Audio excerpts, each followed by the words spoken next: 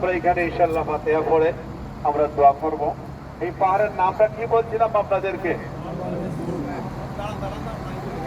পাহাড়ের নাম কি বলছি? জাবালে সূর। এখানে কি হইছে? রাসূলুল্লাহ সাল্লাল্লাহু আলাইহি সাল্লাম হিজরতের রাত্রিতে এই পাহাড়ের মধ্যে 3 দিন 3 রাত অতিবাহিত করেন। নবী যখন সকালবেলা খুব রাতের শেষ দিকে আল্লাহ নবীর বিছানার মধ্যে একজন সাহাবী আল্লাহ রাসূলের আপন চাচাতো ভাই এবং ছোট মেয়ের স্বামী, উনার নাম হচ্ছে হযরতে আলী। আলী কিন্তু তখন এই নবীর মেয়ের জামাই হন নাই, বালক মানুষ। হযরতে আলীকে এমন নবীর গায়ের চাদর দিয়ে নবীর বিছানা শুইতে বলে নবীজি চলে গেলেন বের হয়ে। আবু জেহেলে খোঁজ নিল, তার লোকজন গেল গিয়া ঘরের চতুর্দিকে তারা ঘেরাও দিয়ে রাখলো। এমনকি দেখা গেল সকালবেলা আমার নবীজি ঘরে নাই। আবু জেহেল সকালবেলা এদিকে বের হয়ে আসলো মুহাম্মদ সাল্লাল্লাহু আলাইহি সাল্লামের খুঁজে। কিন্তু তখন একরকম এক ধরনের গণকা ছিল এবং বিশেষ জ্ঞানী লোক ছিল। তারা ঘোড়ার পাও দেখলে, উটের পাও দেখলে তারা বুঝতে পারতো কোন দিকে যায়। কিন্তু এই পর্যন্ত আসার পরে দেখলো আর কোথাও উট যায় নাই। মুহাম্মদ সাল্লাল্লাহু আলাইহি সাল্লাম বোধহয় এখানে কোথায় আছেন।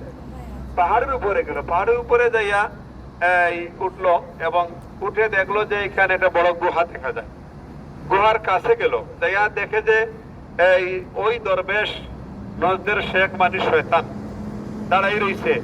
জিজ্ঞাসা করলো মুহাম্মদ সাল্লাল্লাহু আলাইহি সাল্লাম কি দেখছেন? বলে হ্যাঁ দেখছি। বলে কোথায়? বলে এই গুহার ভিতরে। আবু জেহেল দৌড়ে গেল গুহার কাছে, গিয়া থেকে গুহার মুখে মাকড়ের জাল আছে, কবুতরের ডিম। আর ডিম একটা দুইটাও না, 6-7টা ডিম। তো ডিম তো আর একদিনে পারে নাই।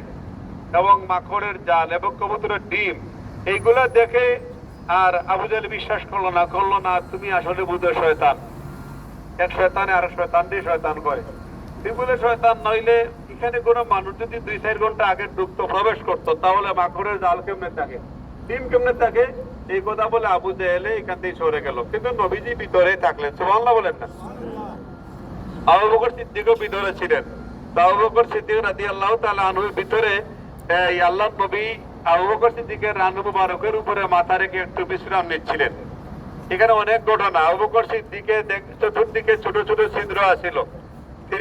তিনার সাথে ছিল একটা রুমাল ছিঁড়ে প্রত্যেকটা ছিদ্র বন্ধ করলেন এই জন্যে যে যদি কোনো পোকামাকড় বের হয়ে আমার নবীর কামড় দিয়ে আঘাত করে তে বুম ভেঙে যাবে। আবু বকর সিদ্দিকের প্রত্যেকটা ছিদ্র বন্ধ করলেন রুমাল ছিঁড়ে, কিন্তু একটা ছিদ্র রয়ে গেল। এটা বন্ধ করার কোনো ব্যবস্থা নাই। এটার মধ্যে আবু বকর সিদ্দিকের ডান পায়ের আঙ্গুল মোবারক দিয়ে চাপ দিয়ে ধরে রাখলেন। কোন কোন বর্ণনা আসছে যে পায়ের গোড়ালি দিয়ে চাপ দিয়ে ধরে রাখছেন। কিন্তু এই একটা সাপ আইসা আবু বকর সিদ্দিকের পায়ের মধ্যে আঘাত করলো, কামড় দিয়ে দিল। প্রচন্ড ব্যথায় আবু বকর সিদ্দিক পা সরাইলেন এবং চোখ থেকে পানি ঝরতে লাগলো। আবু বকর সিদ্দিকের চোখের পানি আমার নবীজির চেহারার মধ্যে পড়ে গেল। নবীজির চোখ খুললেন এবং যেমন আবু বকর সিদ্দিকে কাঁদতে আছেন, ভীষণ ব্যথা। সঙ্গে সঙ্গে নবীজি একটু চুটো মোবারক লাগাইলেন আবু বকর সিদ্দিকের। সুবহানাল্লাহ বলেন? চুটো মোবারক লাগানোর সঙ্গে সঙ্গে আবু বকর সিদ্দিকের এই ব্যথা কমে গেল এবং তিনি চোখের পানি থামাই দিলেন। এর মধ্যে একটা সাপ গর্ত থেকে বের হয়, নবীজিকে সালাম জানাই। নবীজি সালামের জবাব দিলেন এবং সঙ্গে সঙ্গে আবু বকর সিদ্দিকের বললেন যে আবু বকর তুমি কি বুঝছো? এই সাপটি বের হয়ে আমাকে সালাম জানাইছে এবং সাপ বের হয়ে আল্লাহর নবীর কাছে সঙ্গে সঙ্গে ক্ষমা চাইল, ইয়া রাসূলুল্লাহ আপনি আমাকে মাফ করবেন। আবু বকর সিদ্দিকের আমার ইচ্ছা আমি কামড় দেই নাই, আমি কিন্তু কোনো উপায় না পাইয়া আবু বকর সিদ্দিকের কামড় দিচ্ছি। বলে কেন? বলে ইয়া রাসূলুল্লাহ আমি জানছি একদিন আপনি এই পাহাড়ে আসবেন।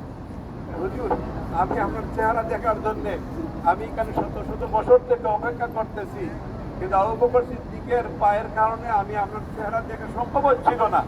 আপনার মহব্বতে পড়ে আবু বকর সিদ্দিকের আমি আঘাত করেছি, আপনি আমাকে মাফ করে দিবেন।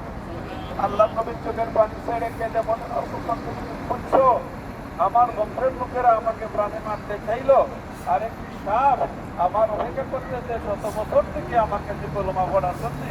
আবু বকর তুমি জানি না একটু ওই সাপটিও কালো ময়দানে মাসরে আমার লোকে জান্নাতে। এই সেই ঘটনা কিন্তু এই পাহাড়ের উপরে ঘটেছে। এই পাহাড়ের নাম হচ্ছে জাবালে সূর। আমার আল্লাহ বলেছেন আমার নবী যে পাহাড়ে অবস্থান করেছেন এই পাহাড়টি আমি আল্লাহর নিদর্শন। কিয়ামত পর্যন্ত আমার উম্মত যারা এখানে আসবে আইসা এই পাহাড়কে উশিলা করে আমার কাছে দোয়া করবে, আমি পাহাড়ের কাছে তাদেরকে ক্ষমা করে দিব, তাদের আশা পূর্ণ করে দিব। আমাদের করণীয় হচ্ছে আমরা এখানে সবাই মুসাফির,